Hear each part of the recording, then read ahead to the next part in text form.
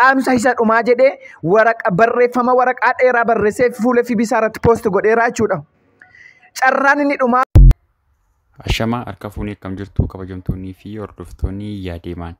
Biyya keessaaf alaa Yaadeemaan kan hordoftan hundiyyuu baga nagaan gara chaanaalii kootti dhuftan. Namoonni chaanaalii koof haaraa taatan chaanaalii kana subscribe godhaa.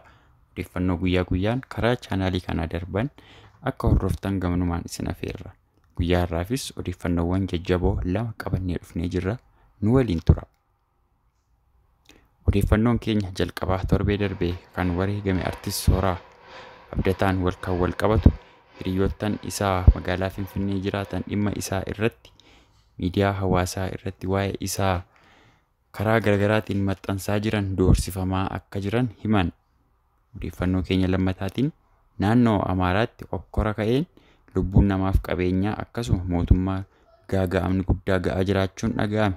Kanneen odeeffannoo sa'a kanaatii hanga xumuraatti nu faana tura. Gara odeeffannoo keenya jalqabaatti gaafa dabarru artisti Sooraa erga wareegamee guyyoottan lakkaa'amaniiru. Isaan booda hiriyoottan isaa akkaataan itti ajjeefameef kana ta'uu danda'a wanna jedhu yaada isaanii miidiyaa hawaasaa irratti kanneen barreessan doorsifamaa akka jiran akkasuma isinis iddoon deemeen si geenya jedhanii akka itti dhaadachaa jiran dubbatan. Kana qofaa osoo hin taane abbootiin qabeenyaa hoteelli Sooraan keessatti ajjeefame namoota naannoo sana deddeebi'anii odeeffannoo sana gabaasuuf yaadan isin mana keenya nurratti cuftan gabaa keenya akka nuti hin daldalanne nu gootan jedhanii namoota dhuunfaa doorsisaa jiraachuunis dhaga'amee jira. Namoonni kun doorsinni isaanii boodatti nun deebisuus jedhaniiru.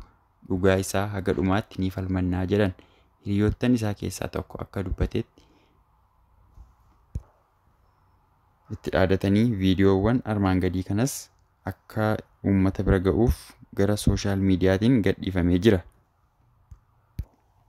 Naannoo Amaaraatti okkora ka'eetiin sochii haga 4 kiiloo masaraa Minilik jedhuun jalqabameen okkorri naannoo keessatti ga'e lubbuu namaarra ga'uu pirezidaantiin naannoo Amaaraa guyyaa kaleessaa ibsa baaseen dubbatee jira.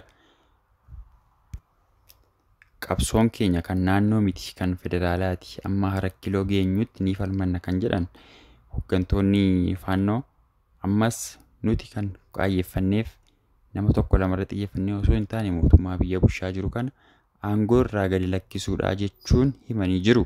Kanneen odeeffannoo sa'a kanaa turan odeeffannoowwan garaagaraa yeroo yeroof akka isin bira ga'anii chaanaalii yuutuubii keenyaa subscribe godhaa isiniin jenna. Kanarraaf qabannee dhufne kana fakkaata ture. Waliif qoodaa galatooma.